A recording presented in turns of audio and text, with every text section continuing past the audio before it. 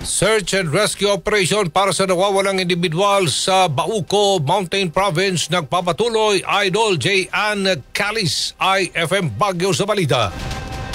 Nagsagawa ng search and rescue operation ang mga tauhan ng First Mountain Province Provincial Mobile Force Company, katuwang ang mga opisyal ng barangay, MDRRMO, BFP, BJMP, Bauco Municipal Police Station at mga volunteers sa Chico River mula sitio Palingao, Barangay Lagan, Sabangan hanggang Barangay Gonogon, Bontoc para sa isang napaulat na nawawala na si Mr. Nicolas Ololing ng Otocano Sur, Bauco. Ayon sa ulat, huling namataan si Ololing noong Setyembre 22 ngayong taon, bandang alas 7 ng umaga habang inaalagaan ng kanyang pastulan at hindi na siya nakauwi sa kanilang tahanan. Tinayak ng mga otoridad na ginagawa nila ang lahat ng kanilang makakaya upang matagpuan si Ololing at nanawagan sa publiko na makipagtulungan sa pagbibigay ng anumang impormasyon na makakatulong sa paghahanap. Pinapaalalahanan din ang mga mamamayan na mag-ingat sa paglapit sa ilog at daluyan ng tubig, lalo na sa panahon na malakas na pag-uulan at matinding agos na dala ng bagyo. Nagbabalita mula IFM Baguio, ito si Idol J. Ann Calis, Tatak, RMN.